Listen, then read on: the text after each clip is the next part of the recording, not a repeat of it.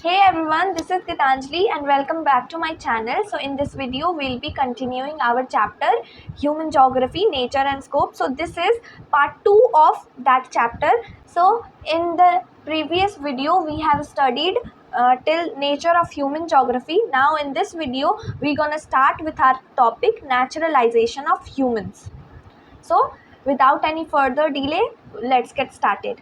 So naturalization of humans, as the name suggests, मतलब यहाँ पे प्रकृतिकरण ह्यूमंस का, इंसानों का प्रकृतिकरण।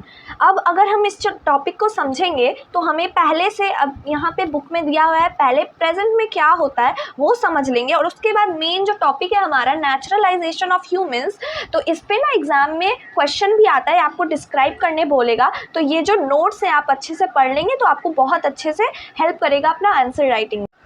सो यहाँ पे इस टॉपिक में सबसे पहले समझते हैं एट प्रेजेंट क्या हो रहा है। So humans interact with their physical environment with the help of technology. Obviously humans जो हैं, हम ह्यूमंस फिजिकल एनवायरनमेंट से, अपने आजू बाजू जो फिजिकल एनवायरनमेंट है, सारी चीज़ जो फिजिकल ज्योग्राफी का पार्ट है, उससे कैसे डील करते हैं। आज के समय में बहुत सारी टेक्नोलॉजी डेवलप हो चुकी है, तो उसके ही मदद से हम फिजिकल एनवायरनमेंट से अच्छे से टैकल कर पाते हैं, राइट।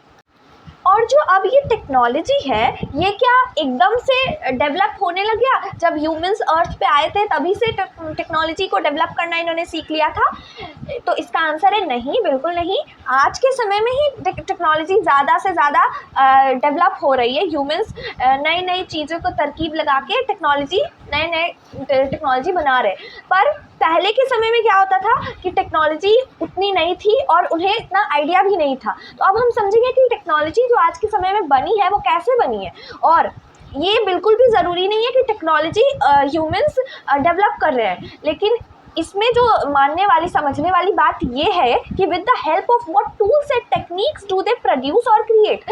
वो जो क्रिएट कर रहे हैं, कुछ भी प्रोड्यूस कर रहे हैं, वो with the help of what tools and techniques, how they are creating things, how they are discovering new technologies. So that is the matter of fact. So technology, ये बात तो हम सब एग्री करेंगे कि technology indicates the level of cultural development of society. Society में कितना cultural development है, कितना ह्यूमंस ने डेवलप किया है, इसका प्रूफ है वो टेक्नोलॉजी ही है। मतलब ह्यूमंस ने कितना जाना है, कितना समझा है नेचर को, उसके हिसाब से ही टेक्नोलॉजी डेवलप किया जाता है, राइट। अब ह्यूमंस ने टेक्नोलॉजी कब डेवलप करना सीख लिया? जब उनको थोड़ी थोड़ी नॉलेज होने लगी नेचर के बारे। What are natural laws, understanding of natural laws is very important here in developing new technologies, right. So for example, उन्होंने फायर डिस्कवर करी, तो with the help of, with the knowledge of law of friction and heat. So after they get to know about the concept of friction and heat, then they were able to discover fire. In the same way, understanding of the secrets of DNA helped enabled us to conquer many diseases. उसके बाद जो आज faster planes बनाए जा रहे हैं, ये जो एरोडायनेमिक्स का जो कॉन्सेप्ट है उसको समझने के बाद हम फास्टर प्लेन्स भी डेवलप कर रहे हैं। तो मतलब कहने का मतलब ये है कि नेचुरल लॉज के बारे हमें बहुत ज़रूरी है कि हमें उनके बारे बहुत पता होना चाहिए। नेचुरल लॉज के बारे अंडरस्टैंडिंग अच्छी खासी होनी चाहिए टेक्नोलॉजी को डेवलप करने के लिए। So here we can see that knowledge about nature is extremely important to develop technology. अब जो ये टेक्नोलॉजी है, it helps to loosen shackles of environment on humans. Humans के ऊपर जो नेचर के द्वारा कंस्ट्रेंट पहले लगाए जाते थे, और मतलब कि जब टेक्नोलॉजी उतनी ज़्यादा डेवलप नहीं हुई थी, तो जो नेचर है वो मतलब अपना कंस्ट्रेंट लगाता था कि ह्यूमंस मतलब कंस्ट्रेंट हो गए थे, मतलब ये नहीं कर सकते, वो नहीं कर सकते। पर अब टेक्नोलॉजी जैसे जैसे डेवलप हुई है तो ह्यूमंस को बहुत ज़्यादा हेल्प मिला है वो शैकल्स ऑफ इन्वायरमेंट को ओवरकम करने के। जो कंस्ट्रेंट ह्यूमन नेचर लगाती थी ह्यूमंस पे, अब वो उतना ज़्यादा नहीं रहा। अब तक हमने ये समझ लिया कि एट प्रेजेंट टेक्नोलॉजी डेवलप्ड हो गई है, और किससे, मतलब what tools and techniques were required to develop technology. After we got the knowledge, proper knowledge about natural laws, then we were able to develop technology, right. पर अब तो ये प्रेजेंट की बात हो गई, हमें तो समझना है नेचुरलाइजेशन ऑफ ह्यूमंस। तो नेचुरलाइजेशन ऑफ ह्यूमंस मतलब क्या? प्रकृतिकरण, इंसानों का प्रकृतिकरण हो रहा है यहाँ पे। तो पहले क्या होता था, इसका ये जो टॉपिक है आपको डिस्क्राइब करने बोलेगा, तो आपको ये सब पॉइंट्स लिखने पड़ेंगे एग्जाम में, पॉइंट वाइज लिखना है। तो इन द पास्ट क्या होता था? पास्ट में तो जो ह्यूमंस थे ना वो नेचर से बहुत ज़्यादा इन्फ्लुएंस होते थे, मतलब कुछ भी वो करते थे तो नेचर उन पे बहुत ज़्यादा इन्फ्लुएंस डालता था। मतलब वो एक तरीके से नेचर जो था वो बहुत सारे कंस्ट्रेंट्स लगाता था ह्यूमंस के ऊपर, जिसके कारण ह्यूमंस ज़्यादा डेवलप नहीं कर पा रहे थे, क्योंकि उन्हें ज़्यादा नॉलेज तो थी नहीं नेचर के बारे, नेचुरल लॉज के बारे। तो वो क्या करते थे, adapted to the dictates of nature, nature की ही सुनते थे। मतलब नेचर जिस तरीके से, मतलब उनका प्रकोप था पहले नेचर का बहुत ज़्यादा, तो वो जो थे ह्यूमंस को उसी हिसाब से चलना पड़ता था, वो अपने हिसाब से नहीं चल पाते थे, क्योंकि नेचर बहुत पावरफुल हुआ करता था, क्योंकि उनके पास नॉलेज नहीं थी, सोसाइटी बहुत प्रिमिटिव थी, मतलब, और टेक्नोलॉजी जो था वो उसका लेवल भी बहुत कम था, technology was very low, technology मतलब ना के बराबर थी, और जो सोसाइटी थी वो प्रिमिटिव थी, तो और नेचर उस समय बहुत ज़्यादा पावरफुल हुआ करता था। तो यहीं से हम समझ सकते हैं कि वो जो इंसान थे वो अपना इन्फ्लुएंस नेचर पे नहीं दिखा पा रहे थे, उल्टा नेचर ह्यूमंस पे अपना इन्फ्लुएंस दिखाता था। और अभी तक आपको थोड़ा मोड़ा समझ आ ही गया होगा कि इसी को बोलते थे नेचुरलाइजेशन ऑफ ह्यूमंस, ह्यूमंस का प्रकृतिकरण। ह्यूमंस जो थे नेचर के हिसाब से चलते थे, ना कि नेचर ह्यूमंस के हिसाब से चलता था, राइट। और this type of interaction between primitive human society and strong forces of nature was termed as environmental determinism। इसी चीज़ को, जब वो इंटरेक्शन होता था प्रिमिटिव ह्यूमन सोसाइटी का स्ट्रॉन्ग फोर्सेस ऑफ नेचर के साथ, उसी चीज़ को हम आज के दिन में बोलते हैं इन्वायरमेंटल डिटर्मिनिज्म। मतलब इन्वायरमेंट की ही चलती थी, नेचर की ही चलती थी, ह्यूमन बींग्स प्रिमिटिव हुआ करते थे, उनके पास ज़्यादा नॉलेज नहीं हुआ करती थी नेचुरल लॉज के बारे, सो टेक्नोलॉजी भी ज़्यादा डेवलप नहीं हुई थी, तो उसी के चलते नेचर जो था अपना पूरा फोर्स दिखाता था उन इंसानों के ऊपर, so that was called environmental determinism. तो इसके वजह से हम इमेजिन कर सकते हैं presence of naturalised humans, nature के हिसाब से चलने वाले humans, right, who listen to nature, was afraid of its fury और वर्शिप्ड इट। तो इसी के चलते कि नेचर बहुत पावरफुल है, नेचर तो कुछ भी कर सकता है, तो इसीलिए वो नेचर को वर्शिप करने लगे। सो अब यहाँ पे आपके बुक में एक पैरा दिया है, एक बॉक्स में, नेचुरलाइजेशन ऑफ ह्यूमंस। यहाँ पे बेसिकली एक एग्जाम्पल दिया है कि कैसे, इसको आप रीड करेंगे तो आपको अच्छे से आराम से समझ आ जाएगा कि कैसे जो थी उस समय पे ह्यूमंस नेचुरलाइज्ड हुआ करते थे, नेचर अपना फोर्स खूब दिखाती थी ह्यूमंस के ऊपर।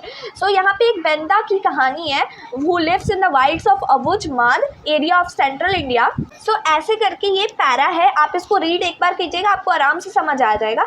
So with this we can conclude that there was direct dependence of human beings on nature for resources which sustain them।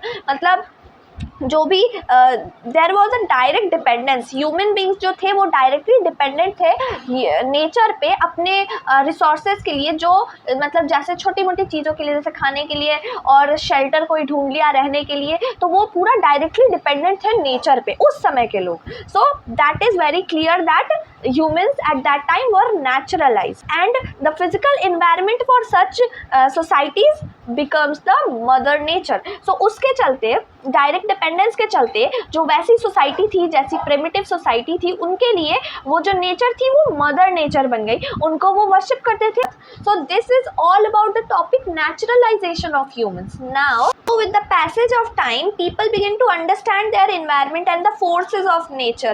so धीरे धीरे जैसे जैसे टाइम पास होते गया, ह्यूमंस को थोड़ी थोड़ी समझ होने लगी नेचर के बारे, नेचुरल लॉज के बारे, तो धीरे धीरे करके वो टेक्नोलॉजी डेवलप करना शुरू कर दिए। With social and cultural development, humans develop better and more efficient technology। जैसे जैसे सोसाइटी बढ़ते गई, मतलब सोशल कल्चरल डेवलपमेंट होता गया, वैसे वैसे नए नई टेक्नोलॉजी उन्होंने डिस्कवर करना शुरुआत कर दिया। So they move from a state of necessity to a state of freedom. पहले क्या था, नेचुरलाइजेशन ऑफ ह्यूमंस में नेचुरलाइज्ड ह्यूमंस हुआ करते थे, नेचर की सुनते थे, पर अब धीरे धीरे जैसे जैसे उनको समझ होने लगी, वैसे वैसे they move from a state of necessity to a state of freedom. So they create possibilities with the resources obtained from the environment। environment से जो भी कुछ resources उनको मिलती थी, उनसे वो धीरे धीरे करके कुछ कुछ बनाने लगे, right? So they create possibilities। so human beings, human activities create cultural landscape। अब धीरे धीरे जैसे जैसे समझ आने लगी, वो लोग क्या करने लगे, मतलब कल्चरल लैंडस्केप डेवलप करने लगे। उनका जो इम्प्रिंट्स था उनका जो इम्प्रिंट्स था वो हर जगह पे दिखने लगा, जैसे कि health resorts of highlands, huge urban sprawls, oceanic routes on the oceanic surface. मतलब ये सब जो है छोटे छोटे इम्प्रिंट्स ह्यूमन छोड़ता गया नेचुरल चीज़ों के ऊपर। मतलब ओशियन पे कौन सोच सकता था कि ओशियानिक सरफेस पे ओशियानिक रूट्स बनाए जा सकते हैं, पर जैसे जैसे समझ हुई ह्यूमंस की, उन्होंने डेवलप करना चालू कर दिया। सो सैटेलाइट्स इन द स्पेस, आज के समय में सैटेलाइट्स, बहुत सारी सैटेलाइट्स डेवलप हो चुकी है। तो ये सब क्या है, नेचुरल लॉज के समझ के साथ टेक्नोलॉजी धीरे धीरे डेवलप करते गए humans, right. We have moved to another topic which was humanisation of nature. तो ये जो पॉसिबिलिटीज जो ह्यूमंस क्रिएट करने लग गया धीरे धीरे, जैसे जैसे नेचुरल लॉज के समझ होने लगे उसके साथ, तो बहुत सारे scholars termed this as possibilism. So they termed this concept as possibilism. Nature provides opportunities and humans make use of these. So nature opportunity provide करती गई, resources provide करती गई, और उसके help से जो humans थे वो मतलब इसका use करके नए नए टेक्नोलॉजी बनाने लग गए। So in this way nature gets humanized. अब ऐसे ही करके धीरे धीरे जो नेचर था, जो बहुत स्ट्रॉन्ग था, जो बहुत पावरफुल था, जिनके लोग पूजा किया करते थे, अब वो धीरे धीरे उनका technology, with the development of technology, it loosens the shackles of environment on us, right. So in this way हम देख सकते हैं कि नेचर गेट्स ह्यूमनाइज्ड, धीरे धीरे करके नेचर ह्यूमनाइज्ड हो गया, right. So humanised and starts bearing the imprints of human Endeavour. Human activities का इम्प्रिंट्स हर जगह देखने को मिलता है अब नेचर में। शायद ही ऐसी कोई वर्ल्ड में जगह होगी जहाँ पे हम ह्यूमंस के इम्प्रिंट्स को ना देखें, राइट। सो यहाँ पे अगेन एक बॉक्स है समझने के लिए कि ह्यूमनाइजेशन ऑफ नेचर होता क्या है। तो यहाँ एक एग्जाम्पल है basically, so you can consider it also. So इसके बाद जो कॉन्सेप्ट आता है वो कॉन्सेप्ट है, जोग्राफर है ग्रिफिथ टेलर, उन्होंने इंट्रोड्यूस किया है another concept which reflects a middle path, that is मध्यम मार्ग। मतलब ना ही इन्वायरमेंटल डिटर्मिनिज्म जहाँ पे नेचर वॉज वेरी पावरफुल, और ना ही पॉसिबिलिज्म के जहाँ पे nature humans were very powerful. मध्यम मार्ग, मिडिल पाथ, उसको कहते हैं न्यू डिटर्मिनिज्म और stop and go determinism. New determinism और स्टॉप एंड गो डिटर्मिनिज्म। सो ये क्या है? सो इन्होंने ट्राई किया कि ना ही बहुत ज़्यादा इन्वायरमेंटल डिटर्मिनिज्म हो और ना ही एक बहुत ज़्यादा पॉसिबिलिज्म हो, मतलब कि उसके बीच का भी कोई रास्ता निकाला जा सकता है। ना ही ह्यूमंस बहुत ज़्यादा डरे हो नेचर से, और ना ही नेचर को डरना पड़े ह्यूमंस से। इसको अच्छे से समझने के लिए एक एग्जाम्पल लेते हैं। आप में से बहुत सारे लोग सिटी में रहते होंगे, सो वहाँ पे ट्रैफिक लाइट्स तो ज़रूर देखा होगा आपने। सो फॉर एग्जाम्पल ट्रैफिक लाइट्स, वो जो ट्रैफिक लाइट होती है उसमें 3 लाइट होते हैं।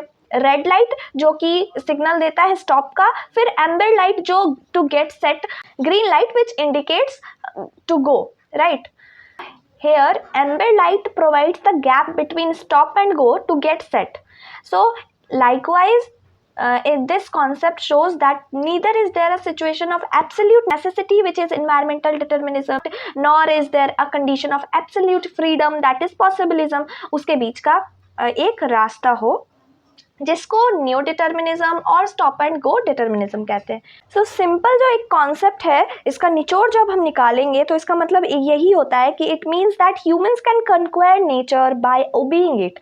मतलब नेचर से हम काम कर सकते हैं, नेचर के रिसोर्सेज को यूज कर सकते हैं, also by obeying it. We should basically stop when nature is becoming alienated, right, and proceed when nature permits modification. मतलब जब नेचर पूरी तरीके से तैयार हो जाए मॉडिफिकेशन के लिए, तब हम प्रोसीड कर सकते हैं, राइट। There is no free run without accidents. It means that possibilities can be created within the limits which do not damage the nature environment, and there is no free run without accidents, right. मतलब कि हम सीधे से एकदम चलने नहीं लगेंगे जब तक मतलब एक्सप्लॉइट करते जा रहे हैं नेचर को, ऐसा नहीं है। जब नेचर थक जाए तब हम उनको थोड़ा टाइम दे सकते हैं उनका मॉडिफिकेशन के लिए, राइट। उनको अच्छे से अपने आप को फिर से रीजनरेट करने के लिए, उनकी स्ट्रेंथ को रीगेन करने के लिए, उसके बाद फिर हम मॉडिफिकेशन को प्रोसीड कर सकते हैं, right. So that is a simple statement. It means that humans can conquer nature by obeying it.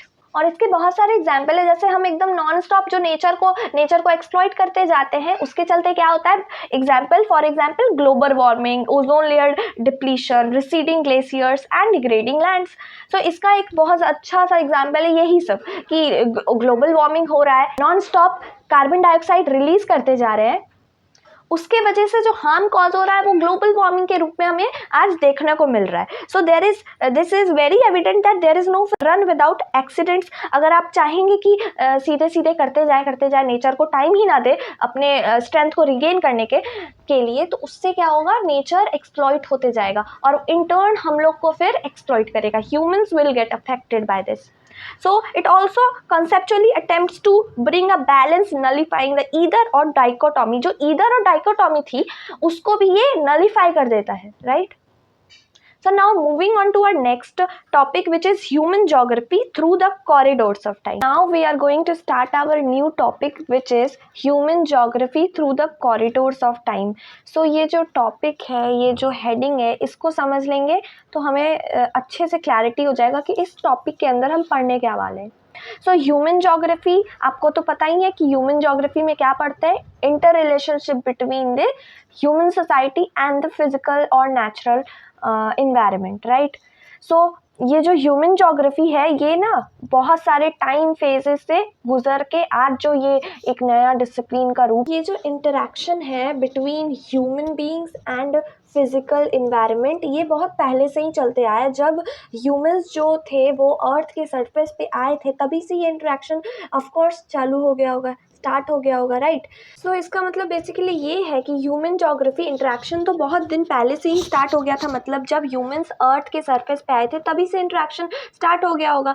पर ये जो ह्यूमन जोग्राफी है वो डिफरेंट स्टेज से गुजर के आज जो ये एक डिसिप्लिन बना है वो अपने रूप में आया है, राइट। सो पहले सोसाइटी बहुत प्रिमिटिव थी, टेक्नोलॉजी डेवलप नहीं थी, तो उसके वजह से जो था वो जो इंटरेक्शन था वो अलग तरीके का था, और अब जो इंटरेक्शन होता है वो थोड़ा अलग तरीके का होता है। ह्यूमन बींग्स अर्थ के सरफेस पे आए थे तो वो अपने फिजिकल नेचर से कैसे डील करते थे, कैसे उनके डिक्टेट्स को उन्होंने अडेप्ट किया, फिर उसके साथ साथ एडजस्टमेंट कैसे करना सीख लिया, और उसके बाद उन्होंने अपना कुछ, जब नेचुरल लॉज के बारे समझ हो गई तो उसके बाद उन्होंने मॉडिफिकेशन करना चालू किया। So this is very simple, right.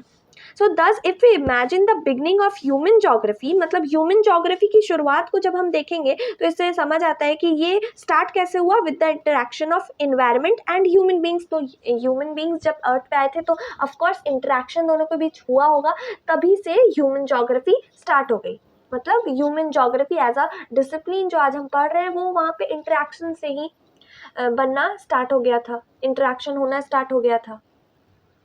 सो इससे हम अब समझ सकते हैं कि इसके जो रूट्स हैं ये roots deep down in history में है, मतलब हिस्ट्री से समझ सकते हैं कि ह्यूमन ज्योग्राफी पहले भी थी, ठीक है। सो अब जो ये एक स्टेटमेंट आपकी बुक में दी गई है ये आपको थोड़ा सा कॉम्प्लिकेटेड लग सकता है, पर ये ज़रा भी कॉम्प्लिकेटेड नहीं है। Let me break it down for you. So यहाँ पे दिया गया है, thus the concerns of human geography have a long temporal continuum through the approaches to articulate them have changed over time। मतलब क्या कहना चाह रहा है ये स्टेटमेंट कि जो कंसर्न्स है ह्यूमन ज्योग्राफी की, जो कंसर्न्स है हैव लॉन्ग टेम्पोरल कॉन्टिनम, मतलब ये बहुत लंबे समय से है।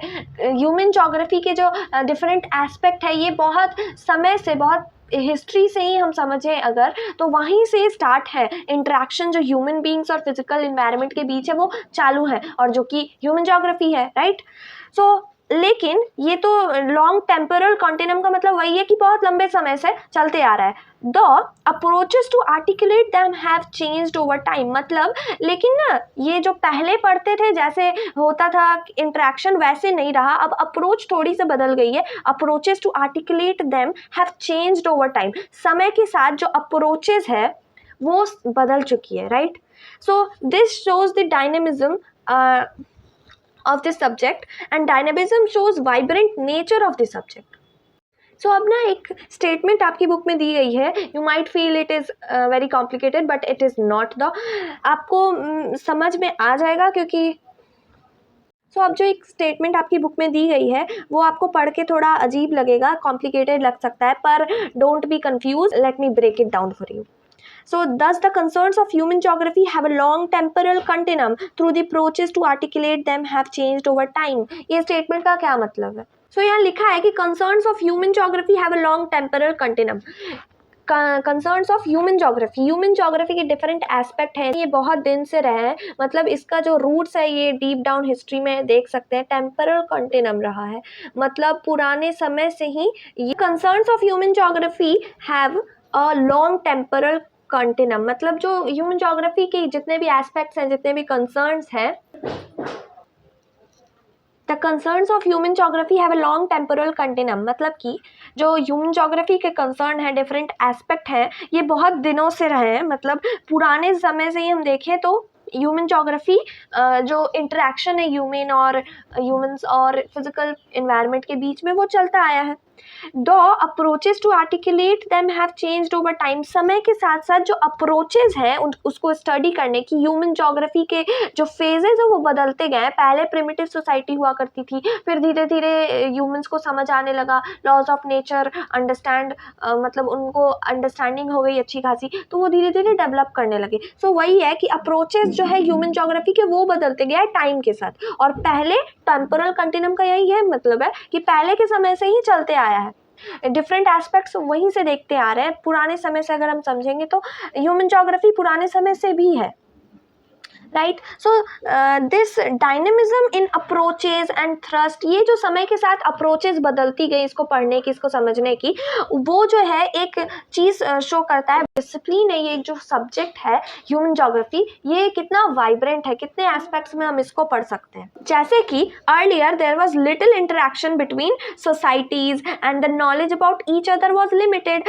पहले के समय में क्या होता था कि ह्यूमन्स को उतना ज्ञान नहीं हुआ करता था, कि पहले जो अर्लियर सोसाइटीज थी वो बहुत ज़्यादा, earlier there was little interaction between different societies and the knowledge about each other was also limited. मतलब कि पहले के समय में क्या होता था कि जो इंटरेक्शन है वो बहुत कम होता था डिफरेंट सोसाइटी के बीच में, और जो नॉलेज थी एक दूसरे के बारे वो भी बहुत कम थी, right. So travellers and explorers used to disseminate information about the areas of their visit, मतलब जहाँ भी ट्रैवलर्स और एक्सप्लोरर्स थे वो जाते थे तो वहाँ के इंफॉर्मेशन को इधर से उधर लाके डिसेमिनेट करते थे, स्प्रेड करते थे, right. Navigational skills were not developed and voyages were fraught with dangers, मतलब नेविगेशनल स्किल्स भी थी उतनी ज़्यादा डेवलप नहीं थी, जो वॉयजेस तय किए जाते थे वो बहुत डेंजरस हुआ करते थे, कोई सेफ्टी नहीं हुआ करती थी क्योंकि जो सोसाइटी थी वो प्रिमिटिव हुआ करती थी, right. So let 15th century में क्या होने लगा कि यूरोप में एक्सप्लोरेशंस होने लगे, और उससे ही जो धीरे धीरे myths and mysteries about different countries and people started to open up. मतलब जब 15th सेंचुरी में धीरे धीरे जब एक्सप्लोरेशंस होने लगे यूरोप में, सो वहाँ से धीरे धीरे जो जितने भी मिथ्स या फिर मिस्ट्रीज थे डिफरेंट कंट्रीज को लेकर वो इधर से उधर ओपन अप हो गए, मतलब स्टार्ट होने लग गए, डिसेमिनेट होना स्टार्ट होने लग गए, लोगों को ज़्यादा जानकारी होने लग गया एक दूसरे के बारे में. So colonial period provided impetus to further explorations in order to access the resources of the regions and to obtain inventorized information. इसका मतलब कि जब colonial period आया so वहाँ से भी बहुत सारे exploration होने लग गए, मतलब खुदाई वुदाई करवाते थे वो लोग minerals की खोज में, बहुत कुछ की खोज में, बहुत सारे resources के खोज में. So वहाँ से धीरे धीरे उन्हें और भी ज़्यादा इन्फॉर्मेशन मिलने लगी उस पर्टिकुलर एरियाज़ के बारे. सो उन्होंने भी बहुत सारी मतलब समझाने में बहुत सारी चीज़ों को मदद करा. So intention here is not to present an in depth historical account. यहाँ पे आपको पूरा हिस्टोरिकल अकाउंट नहीं दे रखा है कि स्टडी डेवलपमेंट जो हुआ है ह्यूमन जोग्राफी का वो कैसे हुआ है through the corridors of time. का कहने का मतलब यही है कि धीरे धीरे ह्यूमन जोग्राफी जो है वो इवॉल्व कैसे हुई है, धीरे धीरे वो उठ के कैसे आई है, पहले कैसी हुआ करती थी, अब धीरे धीरे अप्रोचेस चेंज हुए हैं, पढ़ने का तरीका चेंज हुआ है, तो अब ह्यूमन जोग्राफी क्या है, राइट. सो अब यहाँ पे बुक में बहुत सारे 3 डिफरेंट स्कूल्स ऑफ थॉट्स दिए हैं, तो ये पढ़ लेंगे, यहाँ से डायरेक्ट क्वेश्चन आता है बोर्ड्स में. सो ये वाला पढ़ लेंगे, आपको आराम से समझ आ जाएगा. Now moving on to our next topic which is fields and sub fields of human geography. ये टॉपिक में ज़्यादा कुछ पढ़ने का नहीं है। Fields and sub fields of human geography को कहने का मतलब है कि ये जो human geography assumes a highly interdisciplinary nature. अब आपको तो पता ही है कि human geography attempts to explain the relationship between all elements of human life and the space they occur over. पता ही है कि human geography attempts to explain the relationship between all elements of human life and the space they occur over. मतलब physical environment के ऊपर humans रहते हैं, बहुत सारी चीज़ों का इस्तेमाल करते हैं, नेचुरल रिसोर्सेज का इस्तेमाल करते हैं, यूज़ करते हैं। तो ह्यूमन लाइफ जो कि ह्यूमन जोग्राफी का पार्ट है और फिजिकल जोग्राफी जो अर्थ है, वो दोनों के बीच में जो इंट्रैक्शन है वही तो ह्यूमन जोग्राफी है। और इसके चलते ही ये जो ह्यूमन जोग्राफी जो सब्जेक्ट है ये हाईली इंटरडिसिप्लिनरी नेचर का बन जाता है। मतलब इसके अंदर हम ना ह्यूमंस के डिफरेंट एस्पेक्ट्स को पढ़ते हैं। सो डिफरेंट एस्पेक्ट्स को एक ही जगह से नहीं पढ़ सकते, जोग्राफिकल एस्पेक्ट से ही नहीं पढ़ सकते। तो इसको ये जो है ये हाईली नेचर का है। मतलब दूसरे भी sister disciplines of social science को लेके भी हम रेफरेंस में पढ़ सकते हैं इसको, in order to understand and explain how they interact with each other. So अब ये जो टेबल दी गई है आपकी बुक में, जैसे कि ये सब जो यहाँ पे दी गई है ये फील्ड्स ऑफ ह्यूमन जोग्राफी है। उसके बाद यहाँ पे सब फील्ड्स दिए गए हैं और उसके बाद interface with sister discipline of other social sciences. तो यहाँ पे फिजिकल ह्यूमन जोग्राफी के बहुत सारे फील्ड्स हैं, जैसे कि सोशल जोग्राफी, अर्बन जोग्राफी। सो ये सब क्या हुए, फील्ड्स हुए ह्यूमन जोग्राफी के। अब सोशल जोग्राफी के अंदर बहुत सारे सब फील्ड्स आते हैं, तो उसके अंदर बहुत सारे सब फील्ड्स आते हैं। ये आप थोड़ा थोड़ा हाँ ये ऊपर से आप ओवरव्यू ले सकते हैं, क्वेश्चन कभी कभी आ जाता है। सो बिहेवियरल जोग्राफी हो गया, जोग्राफी ऑफ सोशल वेलबींग हो गया, geography of leisure, cultural geography, gender geography, historical geography, medical geography. ये सब जो जितने भी सब फील्ड्स हैं ये फील्ड्स ऑफ ह्यूमन जोग्राफी किसके अंदर आते हैं, सोशल जोग्राफी के अंदर।